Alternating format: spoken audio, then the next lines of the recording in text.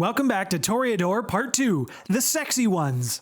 In my last video, we talked quite a bit about the clan, the history of where they came from, but one thing we didn't talk about were some of the clan variants, and I would like to go over those with you now, along with some of the changes that they made from 20th Anniversary Edition to 5th Edition. I had talked about the Toreador being slaves to their artistic whimsy. Basically, whatever their muse was can hold their attention for a very long and extended period of time. Considering vampires, time doesn't mean anything to them. The way this has been represented in the new 5th edition from the classic versions has changed a little bit. In the classic versions of Vampire the Masquerade, anything that caught a Toreador's attention, be it paintings, a sexy picture, neon signs, or even a sunrise, they would stand there and burn to death in the sunrise. And in order to break this fixation that was causing the Toreador to just stand there, awestruck, they had to pass a will save roll. Otherwise, they would literally stand there transfixed and helpless. This trait was also the reason that Toreador are more likely to fall in love with a human mortal. And another thing that was counterintuitive to this affliction was the fact that any Toreador trying to engage in some sort of artistic project, anything that they found was art. But this could also be things in the more dark and savage nature like murder or serial killing. The interpretation of art to a Toreador is completely open. Their fixation towards art or whatever they perceive to be art also prevented them from achieving its mastery. My take or my interpretation on this would be the fact that you're so engaged in trying to gain the skills of whatever it is you're doing, and you're wanting to do it all on your own. At some point, you think you're so good you stop taking advice from others who are more skilled than you, but it just doesn't register, or the vampire thinks that they know more than the master of whatever the craft is. The thought of a vampire turning down tips from Dahmer because they feel that they can eat people better, that's a little concerning. Now in 5th edition, the mechanics around this change just a little bit. Toreadors still have their aesthetic fixation. They desire their perception of beauty so strongly that when they are not in the setting or surroundings that conform to what this is, they lose dice. The Toreador desire their beauty or whatever it is they perceive to be beautiful or artistic, and if they're not in the setting or in an environment that supports this, they will literally hurt in its absence. Mechanically, the way that this works out, the severity of your bane for the aesthetic fixation, you lose that many dice from your dice pool. At least when you're using disciplines. And obsession is still very much a problem for a Toreador, and not in the romantic, I want to be with you all the time kind of way. This is more a dark, stalkery, I'm going to murder you kind of way. A Toreador can still be caught off guard by a sudden appearance of beauty. A beautiful person, blood spatter, artwork, it all still applies. The vampire will be unable to take away their attention from whatever has drawn it, and any actions taken receive a 2 dice penalty for trying to do something that doesn't involve the object of desire. And this keeps going until the scene ends or the item of obsession can no longer be viewed or is no longer visible. Now, one clan variant that I want to talk about that I think is neat, although really only applies to some of the older games unless you really want to make them have a comeback. That would be the Nephilim. It is believed that the Nephilim died out in the Dark Ages, as none have been seen since this period in time. Their bloodline was cult-like in the sense that they revered the fallen Methuselah Michael. Now, Michael was born Mikhail. The name just sort of took on the English pronunciation over time. He was the Toreador Methuselah that had the dream, which was talked about in the last video. Now, the Nephilim line was started by the 2-childer from Michael, Paul Bathalos and Pacorianus. When Michael died, he was given near deification status within the cult and his own bloodline, among the same status as the Archangel Michael. The clan refers to his death as his ascension.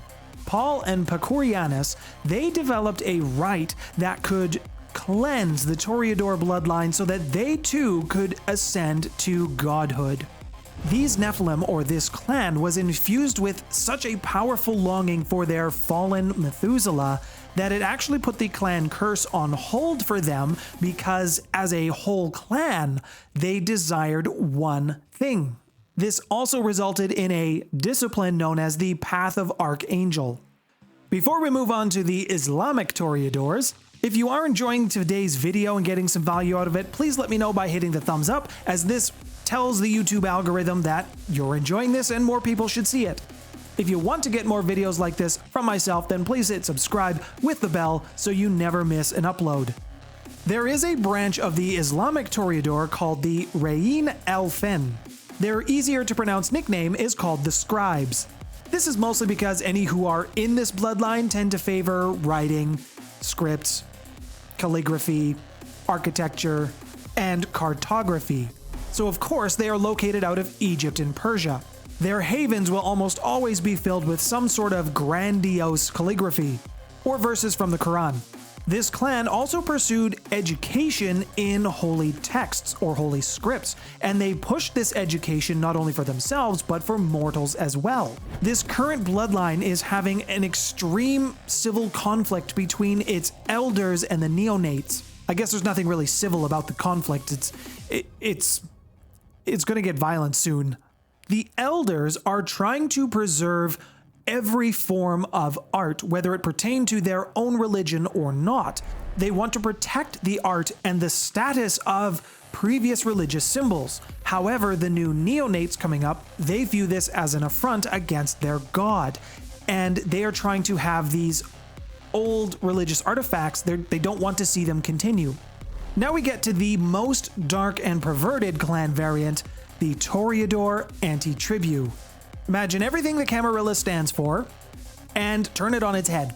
They are just as good looking as the rest of their clanmates, however, don't let this fool you. There is a sick and twisted nature to them, as many of the Antitribu, their version of art is found in suffering. Unsurprisingly, one of these variants' main disciplines is vicissitude, just because. Now, within the history of the Antitribu, there really is a distinct variant in their bloodline. Some members of the Toreador Antitribu who were human once were part of Xantossa's revenant family. Xantossa are born with the ability to use vicissitude. And when they were embraced to become a Toreador, this ability to use vicissitude continued. They were still able to do this. They also retained their need for hedonism. What this leads up to is these particular Toreador, they have a obsession or a compulsion for cruelty. You should be afraid of a Toreador Antitribu who has their sights set on you because it's not going to be good for you. They can make the Tzimisce look like a walk in the park. Now, there was also some version differences around the Antitribu between 2nd edition and revised edition. In the 2nd edition, the Toreador could find their compulsion or their obsession within great ugliness. Being so incredibly ugly could be so beautiful to them. In revised edition, this was changed so that the ugliness was on the inside of them. They had to make a willpower check to resist the urge to hurt somebody when the opportunity arose.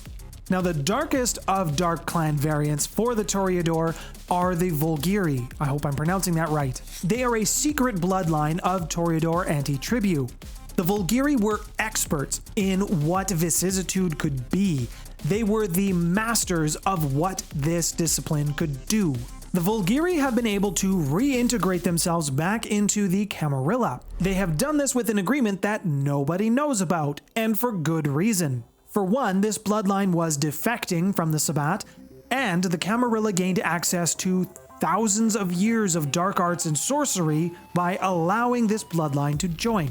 Now, with it comes a lot of baggage, as well as monsters who just find what they do the most beautiful thing on the planet, which would literally turn the stomach of anyone who saw it.